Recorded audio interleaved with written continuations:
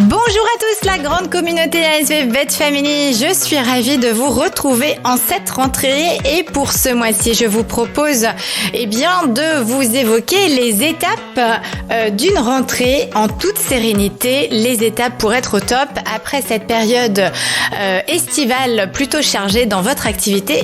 Je vous amène à pouvoir profiter de cette période pour effectivement pouvoir prendre un temps de recul et faire en sorte de travailler vos objectifs à venir. On se retrouve très vite pour les clés d'une rentrée au top. Bonjour et bienvenue sur l'ASV Podcast, le podcast spécialement conçu pour les auxiliaires vétérinaires.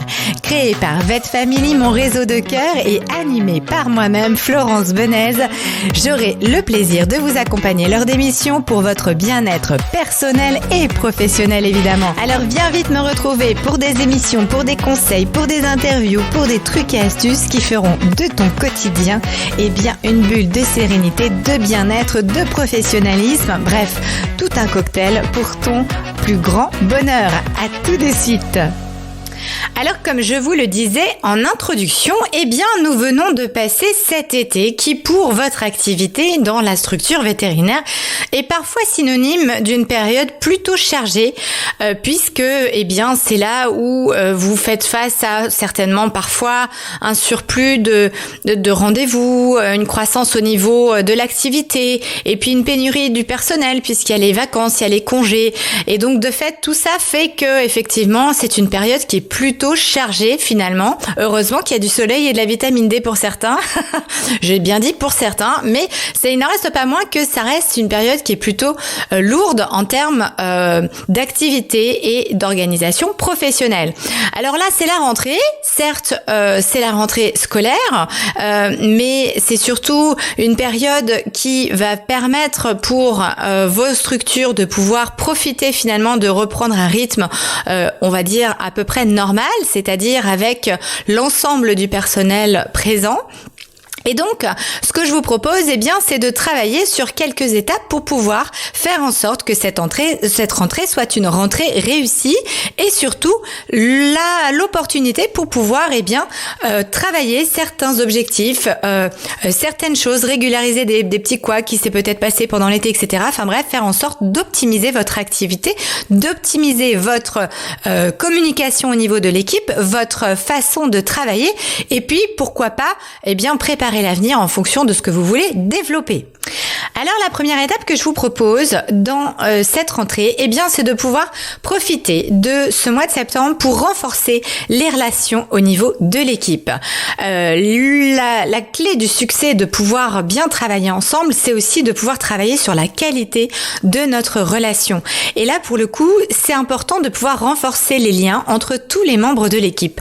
Alors je vous invite à profiter de ce moment-là pour organiser des réunions informelles, des déjeuners, ou pourquoi pas profiter de vous organiser une activité qui va permettre de favoriser la cohésion, qui va aussi apporter des opportunités pour se dire des choses qu'on n'a pas eu le temps de se dire pendant l'été. Il faut pouvoir profiter un petit peu de prendre ce temps-là de discuter, d'échanger, de partager pour pouvoir de fait un petit peu ressouder la cohésion et les liens entre chaque personne. Deuxième étape, c'est de profiter également d'améliorer la communication. Alors la communication, c'est un grand mot dans tous les domaines d'ailleurs.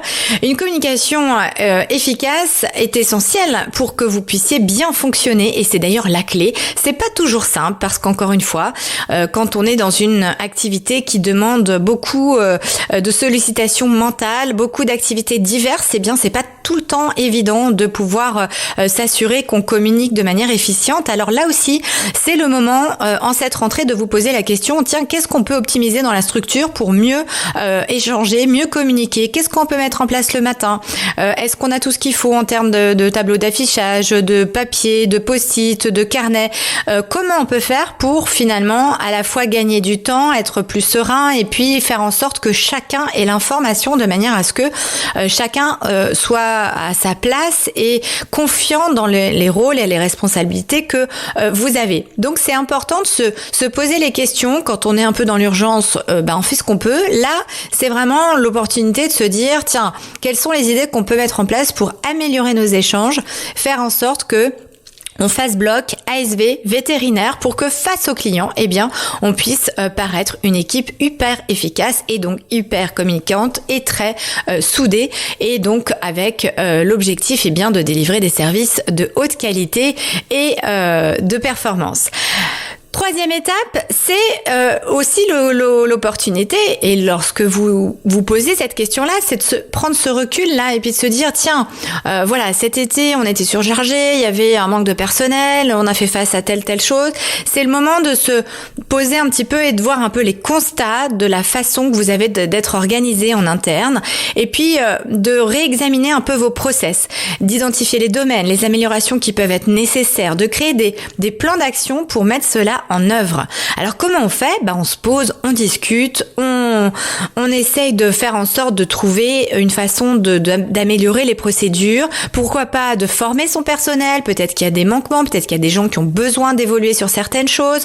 Et puis, lorsqu'on a envie d'impliquer chaque collaborateur, eh bien là aussi, chacun peut prendre en main, pourquoi pas, un projet et faire en sorte de pouvoir planifier ça au niveau de cet automne et de l'année prochaine pour pouvoir grandir et faire en sorte que tout s'améliore. Dernière étape, eh bien, c'est aussi dans cette période-là qui va de fait vous permettre de générer un peu plus de temps d'optimisation de vos process et de communication, de vous poser la question aussi, aujourd'hui, où est-ce qu'on en est au-delà de notre activité actuelle? Qu'est-ce qu'on peut développer à l'avenir? Quels sont les services qu'on peut peut-être proposer? Quels sont les projets qu'on a envie de pouvoir développer, proposer? Il faut profiter aussi d'avoir le temps de prendre ce recul-là et de se concentrer sur à la fois les opportunités du marché et puis être dans ce processus-là d'amélioration continue et de se dire tiens, ça vaudrait le coup par rapport à l'évolution de notre clientèle de faire telle ou telle chose, et de fait, derrière, encore une fois, quels vont être les objectifs à développer pour pouvoir s'occuper de ce dossier-là? Est-ce que c'est un recrutement d'une certaine compétence? Est-ce qu'on développe un service? Ok, comment on va le développer? Quels sont les moyens dont on a besoin? Quelle est la deadline qu'on va se mettre? Quelles sont les différentes étapes du projet? Enfin voilà, et de fait, moi je vous invite toujours à faire tout ce brainstorm-là, toujours en équipe. Dites-vous bien qu'on est plus fort à plusieurs cerveaux, et puis l'intérêt c'est vraiment de pouvoir être créatif, développer plein de belles choses ensemble, de manière là aussi à rester complètement unis et dans une vision commune de pouvoir toujours délivrer des services de qualité avec épanouissement, que ce soit personnel et évidemment professionnel. Donc voilà les grandes étapes. Je vous invite à profiter de cette rentrée pour prendre ce temps de recul. C'est toujours important de quand on est dans une activité très chargée, d'avoir cette capacité de prise de recul, et il faut pouvoir le faire quand on travaille en équipe, et bien avec toute son équipe. Donc je vous rappelle les grandes étapes de ce que je viens de vous évoquer aujourd'hui. Première étape, profitez d'avoir du bon temps, du plaisir, faites-vous des petits moments pour pouvoir ressouder, créer du lien, faire en sorte que vous soyez tous unis au niveau de cette rentrée. Améliorez vos process de communication, votre façon de communiquer, le matériel que vous utilisez, d'essayer de voir un petit peu les manquements et comment on peut matériellement arriver avec des outils sympathiques. Et puis ensuite, troisième étape, de pouvoir optimiser l'organisation interne. C'est toujours un petit peu la bête noire en clinique vétérinaire. Donc là aussi, parler des problématiques et essayer de voir en sorte qu'est-ce que vous pouvez améliorer et comment on va gérer ces projets-là.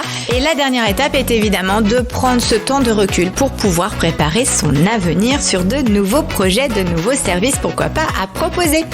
Voilà, je vous souhaite une excellente rentrée, belle retrouvaille, belle continuation à vous tous, et on se retrouve très vite pour le programme de formation Vet Family. À très bientôt.